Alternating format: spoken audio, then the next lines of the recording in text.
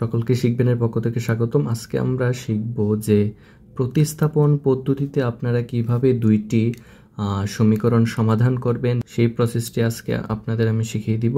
তো আমি এখানে দুইটা সমীকরণ লিখে রেখেছি, যে এগুলো হচ্ছে যে একঘাত বিশিষ্ট সমীকরণ। তো আপনাদের একঘাত বিশিষ্ট সমীকরণের ক্ষেত্রে দুই ধরনের পদ্ধতি আছে সমীকরণ সমাধানের। তো একটি হচ্ছে লৈখিক পদ্ধতি, যেটি হচ্ছে লেখচিত্রের মাধ্যমে আমরা যে সমাধান বের করি সেটা হচ্ছে লৈখিক পদ্ধতি, এবং আরেকটি হচ্ছে বীজগাণিতিক পদ্ধতি। তো বীজগাণিতিক পদ্ধতিতে আপনাদের তিনটি পদ্ধতি রয়েছে। একটি হচ্ছে প্রতিস্থাপন পদ্ধতি, অপনয়ন পদ্ধতি, আরেকটা হচ্ছে আরগুণন বা বজ্রগুণন পদ্ধতি। তো আমি একটি একটি করে সবগুলো পদ্ধতি আপনাদের আমি দেখাবো।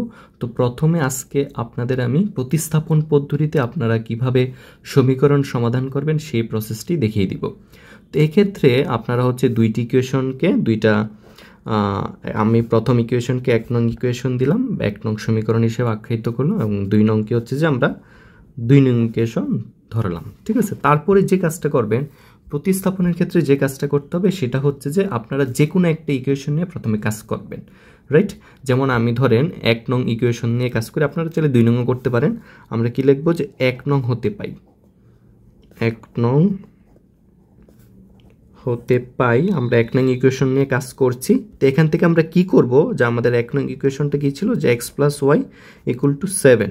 তো এখান থেকে আপনারা যে কাজটা করবেন, যে কোনো একটার মান বের করবেন, হয় x এর মান বের করবেন আর না হয় y এর মান বের করবেন। সাপোজ আমি x এর মান বের করছি, তাহলে কি করব আমরা, x = কি হবে, y টা ওই পাশে চলে যাবে, মানে আমরা হচ্ছে উভয় পক্ষকে y বিয়োগ করব। সেক্ষেত্রে কি হবে, 7 - y হবে। তো এক্ষেত্রে আমরা যে x এর মানটা পাবো এটাকে আমরা হচ্ছে 3 নং সমীকরণ দিব, রাইট? কারণ আমরা অলরেডি 2 নং সমীকরণ দিয়ে ফেলেছি। প্রথমটা 1 নং, সেকেন্ডটা ছিল 2 নং। তো এখন যেটা নতুন আমরা পেয়েছি সেটা হচ্ছে আমরা 3 নং ইকুয়েশন দিব।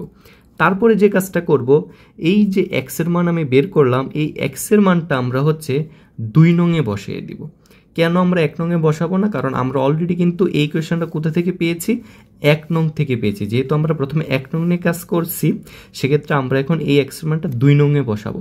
আপনারা যদি 2 নং নিয়ে কাজ করে x এর মান বের করেন, তাহলে আপনারা ওই x এর মানটা 1 নংয়ে বসাবেন। ঠিক আছে, মানে বিপরীত ইকুয়েশনে আপনারা বসিয়ে দিবেন। সেক্ষেত্রে আমরা কি বলবো, যে x এর মান এখানে লিখবো হচ্ছে x এর মান আমরা হচ্ছে 2 নংয়ে বসাবো, রাইট? তাহলে 2 নংয়ে বসাই বা বসিয়ে পাই। ঠিক আছে, তো আমরা যদি বসাই তাহলে কি পাবো, দেখুন আমাদের 2 নংটা কি ছিল, যে x + 2y = হচ্ছে 11, তাই তো? তো এখানে আমরা x এর পরিবর্তে কি বসাবো, এই যে 7 - y বসিয়ে দিব। তাহলে 7 - y + 2y = হচ্ছে 11।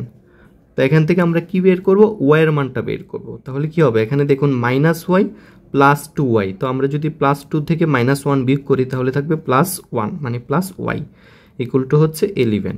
তারপরে আমরা কি করব, যেহেতু আমাদের টার্গেট হচ্ছে y এর মান বের করা, সেক্ষেত্রে আমরা এই 7টাকে ওই পাশে নিয়ে যাব, মানে হচ্ছে যে উভয় পক্ষে 7 দ্বারা বিয়োগ করব। তাহলে কি পাবো আমরা, যে y = 11 - 7। তো সুতরাং আমরা যদি y এর মান পাই, 11 থেকে 7 বিয়োগ করলে কত হবে, 4, রাইট? তো এখানে কিন্তু আমরা অলরেডি y এর মান পেয়ে গিয়েছি। এখন আমরা কি করব, এই y এর মানটা আমরা হচ্ছে 3 নংয়ে বসিয়ে দিব, রাইট? তো এখন আমরা এই কাজটাই করব, যে এখানে আপনি হচ্ছে পরের পেজে করতে পারেন, আমি একসাথে দেখিয়ে দিচ্ছি। যে 3 নংয়ে আপনারা কি লিখবেন, যে 3 নংয়ে y এর মান বসিয়ে পাই। ঠিক আছে, y এর মান বসাই অথবা বসিয়ে পাই, আপনারা যেটা ইচ্ছা যে কোনো একটা লিখতে পারেন। তো আমাদের 3 নং ইকুয়েশন কি ছিল, আমাদের 3 নং ইকুয়েশন ছিল হচ্ছে যে x = 7 - y। তো এখানে আমি যদি y এর মান বসে, আমাদের y এর মান কত ছিল, 4, তাই তো? তো x = আমরা কি পারবো, 7 - 4। সেক্ষেত্রে সুতরাং x = কি হবে, 7 - 4 মানে কত, 3। ওকে, তো আমরা পরবর্তীতে লিখবো হচ্ছে নির্ণয় সমাধান। আমাদের কিন্তু xy বের হয়ে গিয়েছে। নির্ণয় সমাধান কি হবে বলুন তো দেখি, নির্ণয় সমাধান হবে xy, যে xy = কি হবে, x এর মান ছিল 3 আর y এর মান ছিল 4। ঠিক আছে, এটা হচ্ছে আমাদের রেজাল্ট। তো এভাবে আপনারা খুব সহজেই অপনয়ন পদ্ধতিতে আপনারা যে কোনো দুইটি ইকুয়েশনের আপনারা সমাধান বের করতে পারবেন। তো আমরা নর্মালি যে ইকুয়েশনগুলো সমাধান বের করি, সমাধান মানে কি, সমাধান হচ্ছে যে চলকের মানগুলা বের করা, মানে হচ্ছে x y এর মানগুলা বের করা, বা অজানা যে রাশি সেগুলোর মান বের করা, তাই তো? সো এখানে হচ্ছে আমাদের টার্গেট হচ্ছে এক্স এর মান বের করা। তো আমরা প্রতিস্থাপন পদ্ধতিতে যে টেকনিকে করব সেটা হচ্ছে প্রথমে যে কোনো একটা ইকুয়েশন নিয়ে কাজ করবেন। সাপোজ 1 নং নিয়ে কাজ করলে আপনারা এখান থেকে এক্স এর মান বের করবেন অথবা ওয়াই এর মান বের করবেন।